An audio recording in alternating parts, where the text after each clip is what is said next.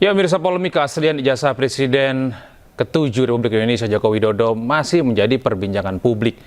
Kelompok masyarakat dari Aliansi Pro Demokrasi Jawa Tengah mendorong agar dokumen dibuka secara transparan.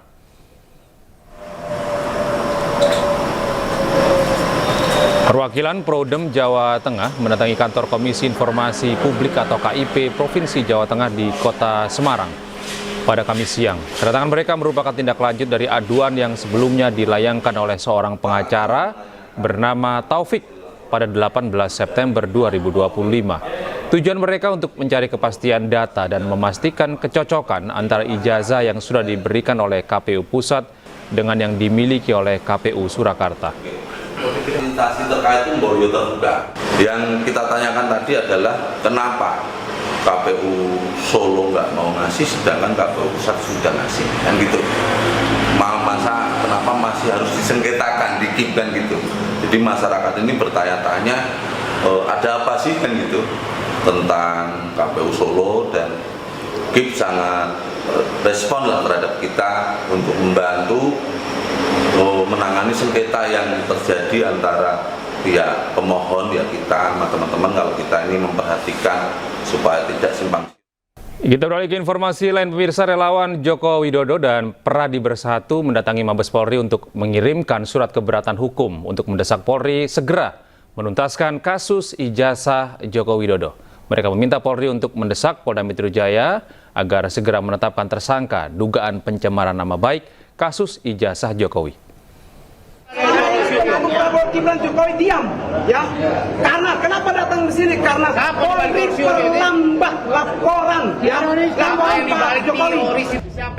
Kasus ijazah Presiden RI ke-7 Joko Widodo masih terus bergulir hingga kini. Gabungan relawan Joko Widodo, Prabowo Subianto, Gibran, dan Pradi Bersatu mendatangi Mabes Polri untuk mengirimkan surat keberatan hukum pada Kamis siang.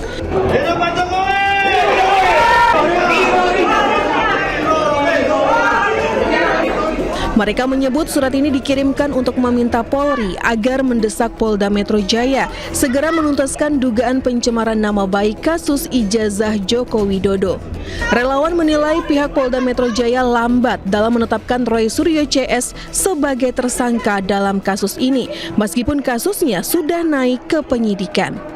Dan kita meminta kepada Mabes Polri dan juga Polda Metro Jaya untuk segera melaksanakan gelar perkara dan menetapkan status hukum Pak Jokowi, sehingga ini jelas terang benderang dan tidak ada lagi yang namanya polarisasi di bawah, dan tetapkan mereka semua sebagai tersangka terhadap kasus ini yang sebenarnya kasus kecil, ya.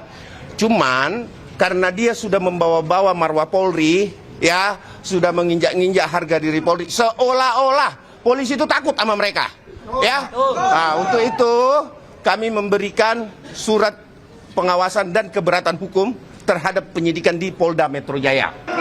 Sebelumnya Roy Suryo juga sempat mendatangi Mabes Polri pada 6 Oktober lalu dan mendesak agar kasus dugaan ijazah palsu Jokowi dibuka kembali. Dari Jakarta, Amrina Rida, Dede Rudi, iNews melaporkan.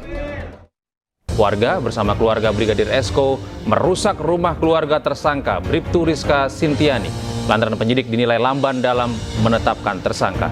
Bersama saya Gede Satria, inilah News Prime selengkapnya untuk Anda.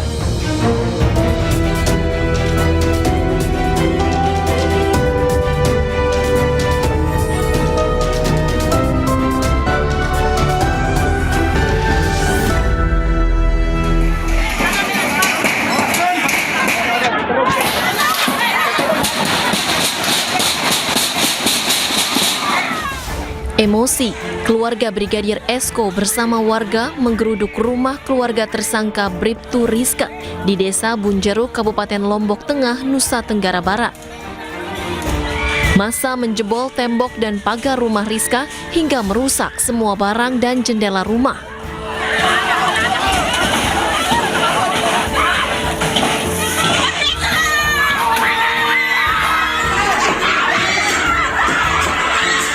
Aksi dipicu lantaran warga geram dan frustasi.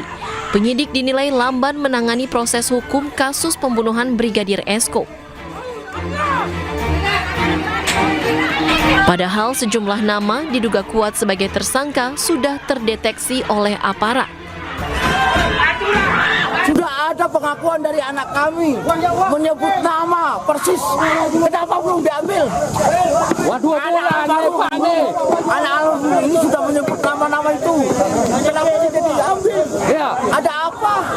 Ini menyakiti perasaan kami. Kami sangat tersakiti. Kami dihina, keluarga besar kami dihina. Kami tidak terima. Harus pelaku ini segera ditangkap. Keluarga korban mendesak polisi agar segera menetapkan tersangka lain yang diduga terlibat pembunuhan. Terungkapnya Bribtu Rizka sebagai tersangka pembunuhan suaminya membuat keluarga terpukul. Terlebih, keduanya telah menikah 8 tahun dan memiliki 2 anak. Dari Lombok Barat, Nusa Tenggara Barat, Muzakir, iNews melaporkan. Beralih ke Jakarta, pemirsa, polisi masih menyelidiki tewasnya terapis berusia 14 tahun yang jatuh dari lantai 5 rumah pijat Delta Spa di Pejaten, Jakarta Selatan. Selain itu, polisi juga mendalami dugaan eksploitasi anak di bawah umur dan dugaan pidana perdagangan orang.